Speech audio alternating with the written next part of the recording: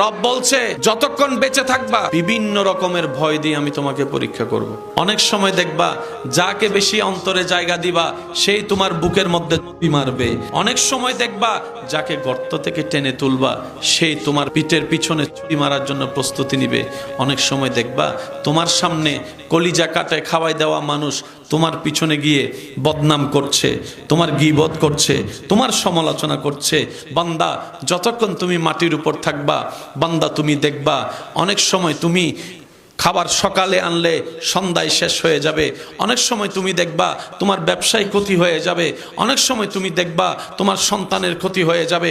অনেক সময় তুমি দেখবা বিপদের উপর বিপদ, বিপদের উপর বিপদ, কষ্টের উপর কষ্ট, কষ্টের উপর কষ্ট। আর বান্দা মনে রাখিও আমি তোমাদেরকে এইরকম বিভিন্ন কষ্ট সামনে দিয়ে আমি শুধু দেখতে চাই সে বান্দাদের চেহারা যে বান্দারা এই হাজার কষ্ট পাওয়ার পরও আমি আল্লাহর সাথে নারাজ হয় না, আমি আল্লাহর সাথে নারাজ হয় না। সুবহানাল্লাহ।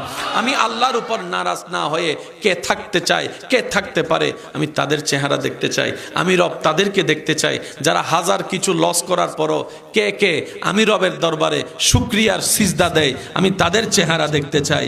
আমি দেখতে চাই তাদের চেহারা যারা আমি রবের এতদিনের হাজার দয়ার কথা মনে করে এই সামান্য দুঃখ কষ্টের মধ্যে ধৈর্য ধারণ করে আমি রবের হুকুমের অপেক্ষা করে।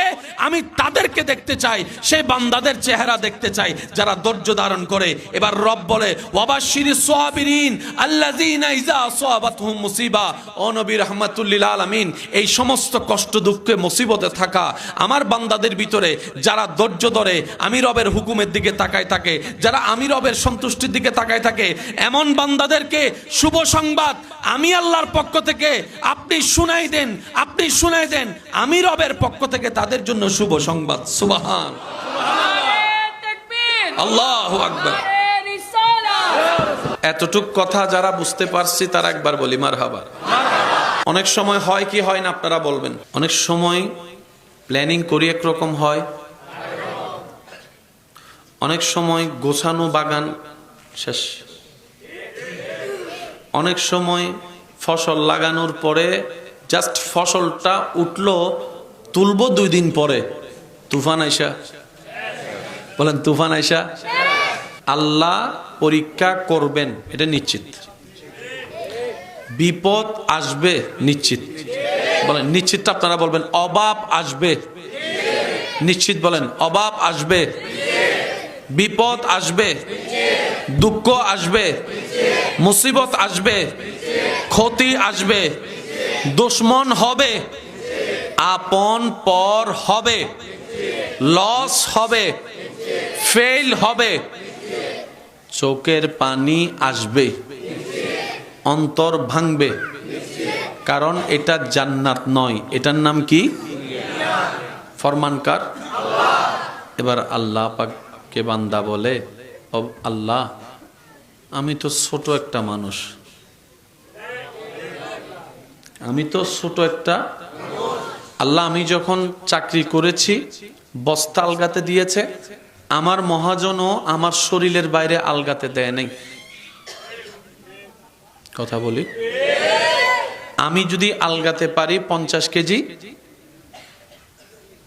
আমাকে 40 কেজি দিয়েছেন, আমাকে মহাজন মায়া করত। আল্লাহ আমি মানুষটা ছোট, আমার এরিয়াটা ছোট, আমার শক্তি কমজোর। আল্লাহ এত লোডের বিপদ কষ্ট মুসিবত আমি কি আলগাতে পারবো?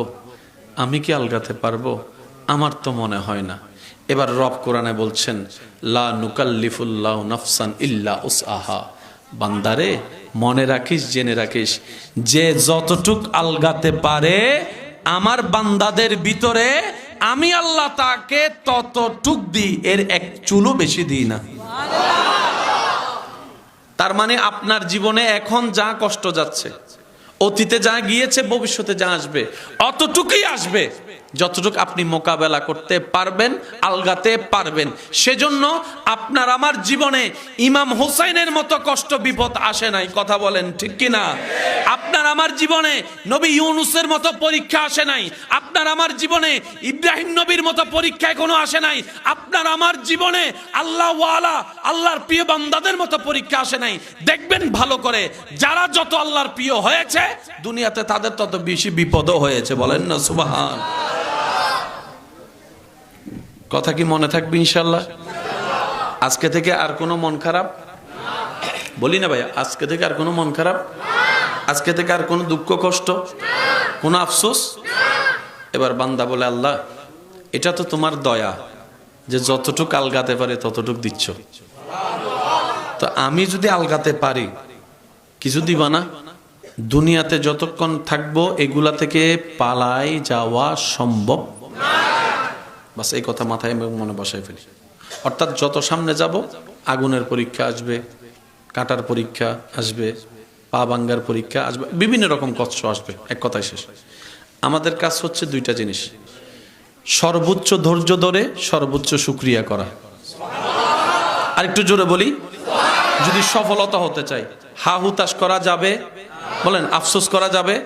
কারণ এগুলা করলে কি হবে, আপনি যত হা হুতাশ করেছেন এই জীবনে করবেন, তত আপনার হয়তো প্রেসার লো হবে আর না হয় প্রেসার বাড়বে, আপনার রাতের ঘুমটা নষ্ট হবে, মেজাজ খিটমিটে থাকবে, ভালো সময়টাও নষ্ট হয়ে যাবে, লাভের লাভ কিচ্ছু হয় নাই, হবেও না। আর আপনি যদি ধৈর্য ধরে শুকরিয়া করতে পারেন, আপনার অন্ধকার সময়ও দেখবেন আপনি আল্লাহর রহমতে আলোর দেখা পেয়ে যাচ্ছেন। সুবহানাল্লাহ।